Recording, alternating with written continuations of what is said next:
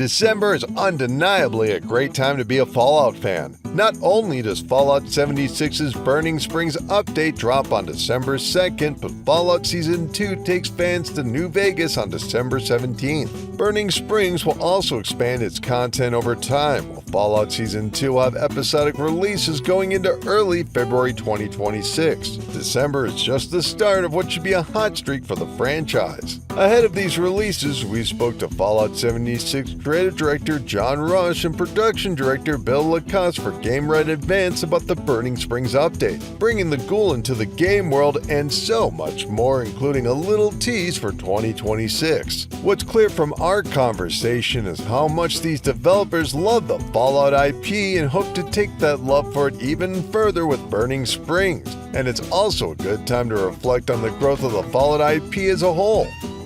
In 1776, a collection of 13 British colonies came together to declare themselves the United States, a new nation of free and independent states with the right to govern themselves based on the notion that all men are created equal. It was a beautiful faith in their ability to create a new world. In 1997, Interplay Production released the first Fallout game and kickstarted an IP based on a post-apocalyptic and retro-futuristic world that imagined something new but destroyed, built upon the ashes of the broken American dream. It was a fantastic, over-the-top dark world that twisted both the devs' imagination and the fledgling USA's fantasized world where global nuclear war destroyed what was once a proud nation. In the early 1800s, the fledgling United States began to expand with government land acquisitions like the Louisiana Purchase, while Bethesda fully acquired the rights to Fallout in 2007 and has, ever since then, expanded the IP in new, meaningful ways. The United States, under the notion of manifest destiny, would expand westward and eventually celebrate its success from sea to shining sea. And in 2025, Fallout 76 continues its expansion across Appalachia with the Burning Springs update, which takes the game into southeastern Ohio, a brand new state for the IP. Someday, too, Fallout may span the entire United States, from Wasteland to irradiated Wasteland. But Fallout 76's edition of Ohio is just one step in its own manifest destiny. But which states has the Fallout series already explored? Well, we've broken out the lore books to see the roadmap across the franchise so far. Can you remember them all? Starting out with the very first Fallout, players were dropped into the west coast of California and Nevada for the very first time, but we wouldn't see Oregon until Fallout 2. Fallout 3 flipped coasts, giving us large areas of New England, Maryland, Virginia, Pennsylvania, and Washington, D.C. The DLC did give us a peek into Alaska, although it's just a simulation, but we're counting it. New Vegas added neighboring states Arizona and Utah. Fallout 4 mostly centered on the great state of Massachusetts, but its DLC brought vault dwellers to the water and Maine. Now, Fallout Tactics and Fallout Brotherhood of Steel are not clear-cut canon, but we're counting them. So you can add the center of the country with Illinois, Missouri, Kansas, and Colorado, while Brotherhood of Steel took players to the Lone Star state of Texas. And the subject of today's video, Fallout 76, famously introduced West Virginia and New Jersey, and the Burning Springs update will finally introduce Ohio. The Fallout TV series has yet to venture into a new territory. Fallout 5 will likely introduce a new area, however it's uncertain if that will be the remaining states or if Fallout 76/the Fallout TV show will beat Fallout 5 to it. Knowing Fallout 76's Burning Springs release date is just 2 weeks ahead of Fallout Season 2 may make you think the two are more connected than they are. However, according to Rush, quote, there isn't a ton of opportunity for direct connections, end quote, or a need to work closely together when the two are at the opposite ends of the timeline. The Fallout 76 team does keep up with the material in the show, but the two happening so close is more of a happy accident than a result of meticulous planning. The ending of Fallout Season 1 did directly inspire the Burning Springs update, though. As Rush continued, quote, seeing where Season 1 ended up in the desert of what used to be Las Vegas, we wanted to offer a region that felt similar in Fallout 76. If you look at the regions on the Fallout 76 map, they're all distinct, and this arid desert hellscape was a climate that we hadn't explored yet, and at the same time a nice tonal link to what viewers may experience in Season 2 of the show, end quote. From there, it made sense to expand the connections beyond just the desert of Fallout New Vegas and Ohio. But it's not like the Lucy from the show could just appear. However, the Ghoul makes perfect sense in the context of his history and story, and it's much more than a simple cameo. While Rush would not speak to the Ghoul's motivations in Fallout 76, fans can expect it to be part of his story. He's in Ohio for a reason, which is more than why most find themselves in Ohio, and players can expect to exchange some bounties and caps with them in the meantime. The United States westward expansion was filled with good people believing in their own destiny, much like Fallout 76's Vault Dwellers, but both encountered hardships and citizens who are only in it for themselves, which is something fans may be able to expect from the Ghoul as well.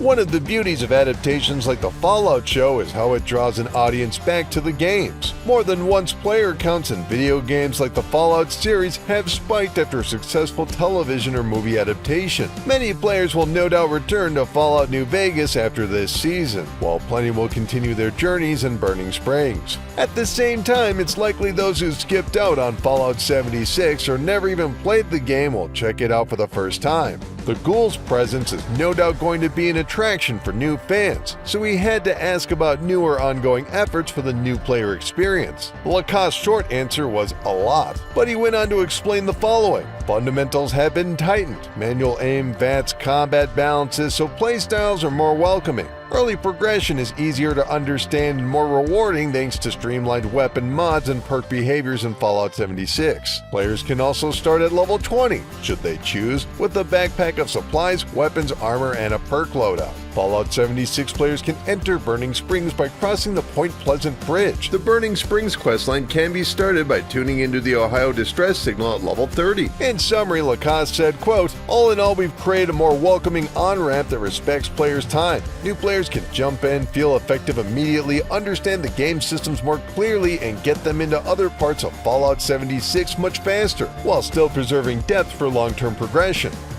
Having a strong connection to the new season, having new iconic characters like the Ghoul, and a strong new player experience in Fallout 76 may do a lot to attract players. But it's not enough if the supporting content falls flat. The Fallout 76 team knew that the Burning Springs update needed to be big, not just in the amount of content, but in the quality thereof. And the team needed to bring something new to the table. That's westward in Ohio, adding the 20th state to the franchise. Mimicking the westward expansion of America, Fallout 76 is expanding its Appalachian map westward. Rush explained that the team was attracted to Ohio because, quote, "We never really explored much of it. The opportunity to expand our Appalachian map westward, coupled with the potential for new stories in that region, was very tantalizing to us as creators." Not only is Ohio tantalizing, but thematically appropriate. Fallout is at its very best when deeply rooted in Americana, and there's connective tissue in Fallout 76 expanding westward when the United States did so in the early 1800s. Manifest destiny, government land acquisitions, the Homestead Act, and other historical details aside,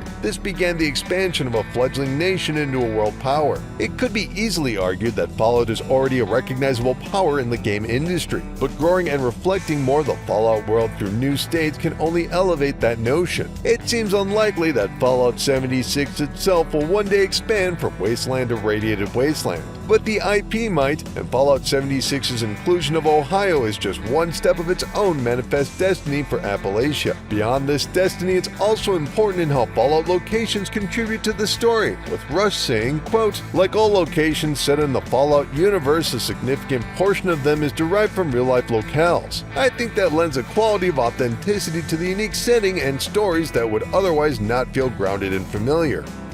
Expanding westward was no easy feat, not for the United States or for Fallout. Though of course one was probably much easier than the other. Burning Springs is the largest update since Wastelanders back in 2020. Many may be curious as to why large updates don't happen often, and the answer is simple as expanding westward was for the United States. It took years because of various hardships, and building such content undergoes its own dramatic changes. Building large-scale content is seen in Fallout 76's Burning Springs update with a new region, new characters, new systems, new rewards, and new points of interest dramatically changes the development pipeline. First, such a scope requires a higher level of cross-disciplinary work even from day one. Lacoste explained that, quote, "From day one there's a deep ideation and concept phase focused on defining the region's tone, identity, and why. Why does this place exist? Who lives there? What makes it engaging and worth exploring? Those foundational decisions ripple outward and influence everything: character design, creature ecology, quest structure, environmental storytelling, and even the types of points of interest that make the space feel alive or not alive. And then once all of that has been locked down, we schedule it all out and spend a good amount of time ensuring that all the interdependence lines up to ensure smooth development." End quote.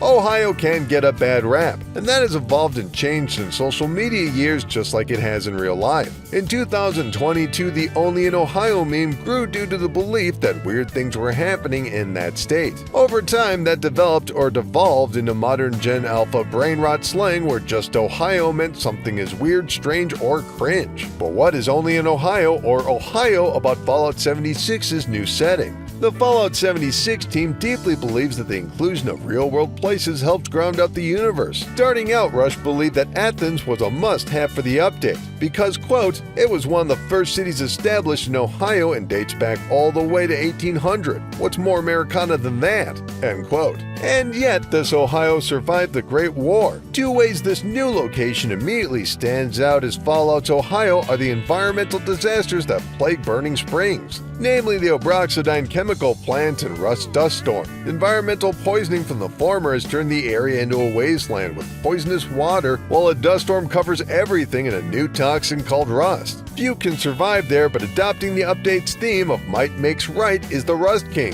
Players can expect a few encounters with this new super mutant while also visiting locations like Highway Town as the last pit stop for humanity. It seems fans can expect more than just environmental disasters from Obroxodine, as Rush would speak to the team's desire with these effects. Quote, "The team wanted to explore the idea that the Obroxodine company was more than a dish detergent maker and possibly expose that some of their chemical manufacturing was being used for other secretive purposes. When combining those explorations with the Rust Belt, we ended up with the environmental disasters seen in Burning Springs." There's a lot of content baked into Burning Springs. Beyond dealing with the environmental effects and the main story, Lacoste said they can enjoy the bounties, the new events, quote, "maybe find some dirty laundry along the way, discover all the new points of interest, fish, and find gorgeous new places to build their camps," end quote. But that's not all. Players will experience special bounty hunting contracts, as Rush explained, quote, "Once you arrive at the last resort, the Ghoul will be conducting some business towards the back, and after a quick look over, if he feels he can make use of your unique skills, he will offer up some of their lower level bounties that aren't worth his time. These are called grunt hunts, and he has plenty of those contracts to offload, providing a steady source of experience, caps, and legendary items. A headhunt is a special bounty hunting contract. It's a public event where everyone within earshot can join. The main target is as tough as they come, and players can't go it alone," end quote. Rush also gave us a few teases for what we can expect in the upcoming Gearing Up content, including one of the most signature enemies now turned ally.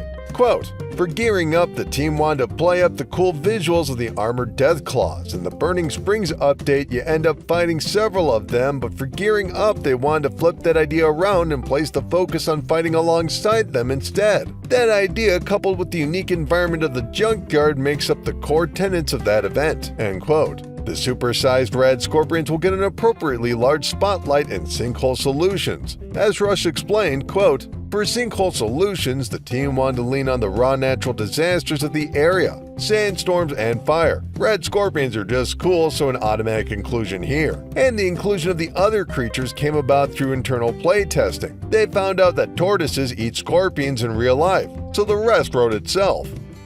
Fallout 76 has been out for 7 years and has changed a lot. Many would consider it one of the better redemption stories in the industry, which began with Wastelanders back in 2020. Now far beyond that, Burning Springs is about expanding the world of Fallout 76 and as such taking the next step in its own manifest destiny. Appalachia still has a lot to offer Fallout 76, all while it adds to the vision of Fallout's America. At such moments, it's also important to reflect on the past, present, and future. From the past, it's important to learn. When asked what the single biggest lesson over the past few years has been, Russ said, quote, "Bethesda Game Studios has the best community in gaming. Over the past 7 years of support and development, we have grown to understand our Fallout 76 community much more. An important note we came to realize was that our players love to play in our Appalachia, the community's Appalachia, the developer's Appalachia, our Appalachia. Appalachia is the main character in our game, and players love to experience its stories and craft stories of their own through adventuring and building with their friends. In supporting a live service, our responsibility is to ensure that this main character always feels alive and that the map is sizzling with activity. This ends up being the backbone to the philosophy for all new features that go into Fallout 76." End quote.